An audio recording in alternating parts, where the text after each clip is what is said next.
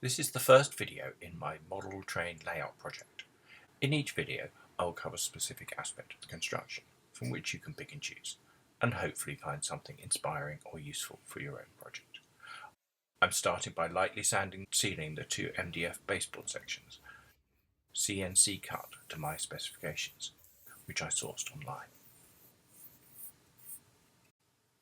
Here is one I did earlier to show you the end result before the how-to guide.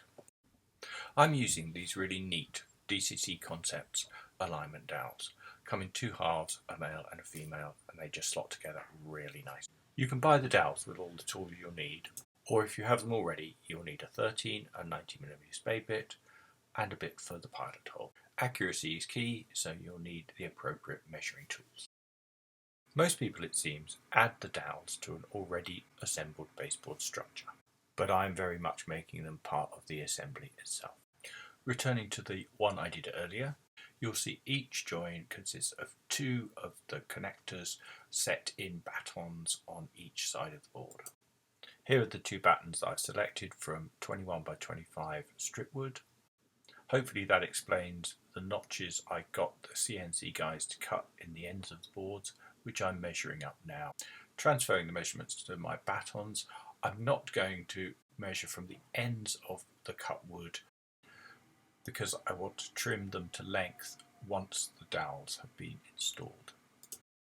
After marking where I expect the ends of the wood to be, I'm just going to measure in 6 centimeters for where I want the centers of the dowels. I can then use the square to mark all the way around. Now I want to set my marking gauge to be exactly halfway across my piece of wood, so I can mark where the center will be for drilling the holes for the dowels. I'm going to do the same marks all the way around the wood so that I make sure that when I do drill, the drill comes out at exactly the right angle. Now marking up the other end and the other position for the second dowel, marking all the way around as before. So I've got both of my battens marked with the centres where the dowels need to be drilled for. First up, I need to drill a hole through both pieces of wood, so I need to line up both pieces carefully on my marks and then clamp them carefully in place, making sure the faces of the pieces of wood are perfectly lined up before securely clamping to the bench. Protecting the kitchen table with a bit of scrap wood, we can start drilling, keeping our drill as vertical as possible so we get a nice straight hole. Keep going until you're confident you've gone all the way through, which you can check with the side of the drill. Drilling done, we can unclamp our battens and check the straightness of our holes. They're not perfect, but we can adjust as we go along.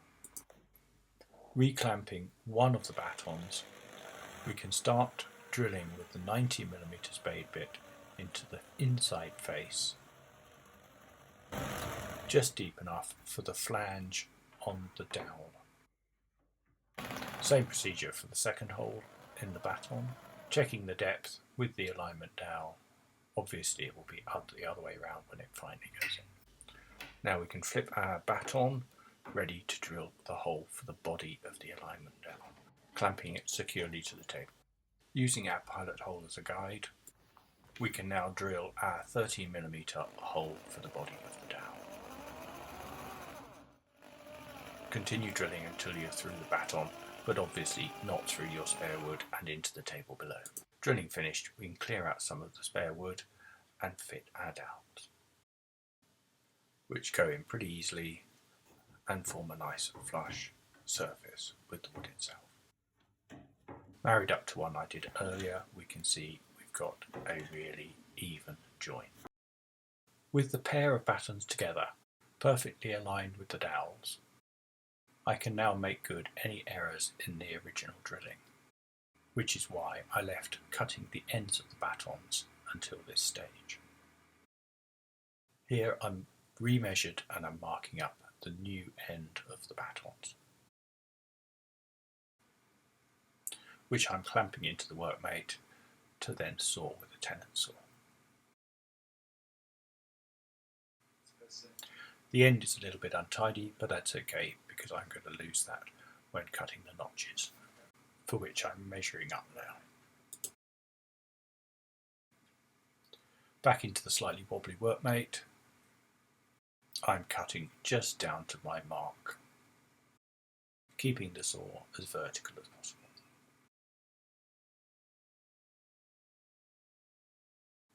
Clamping one batten at a time onto the top of the workmate, I can chisel away the waste wood. One layer at a time, each layer becoming progressively thinner until I get to my bottom line. As that approaches, I can use more taps of the mallet and adjust the angle. The final cut can be done quite gently with any finishing touches by hand pressure alone without using the mallet. Turning our attention from the battens to the baseboard itself, we need to trim the radius corners from the CNC cutting where the router tool couldn't quite get into the corners.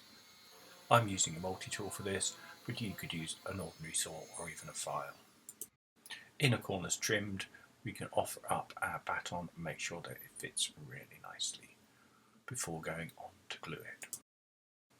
We can apply fairly generous amounts of wood glue onto the surfaces that are going to join the ends which we've cut earlier and along the inside edge of the baseboard itself. Glue applied, we can then put the baton in position and wipe away any excess glue.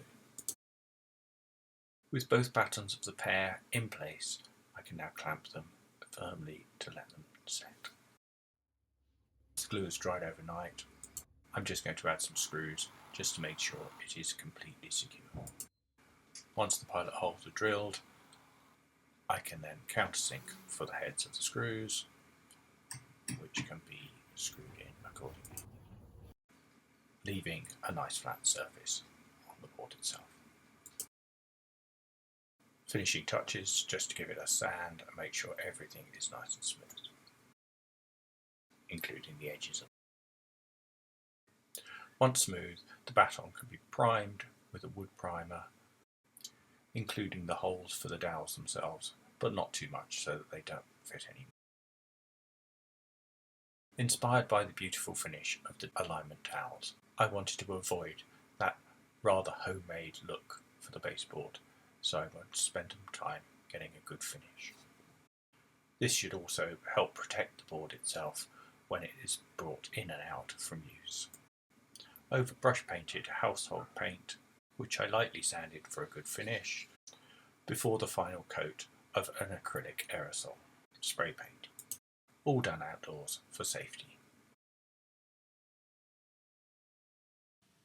With all the painting finished, I can make a permanent fitting of the alignment dowels, which involves spreading some wood glue around the body of the dowel itself before firmly pushing home into the hole, ensuring the flange surface is completely level with the edge of the baton.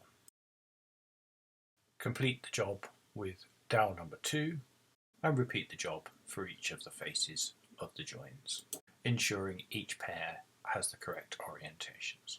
And that's it for the alignment dowels for now. In the next video, I'm going to be looking at the track side of the baseboard and adding a way of keeping the baseboard joiners together.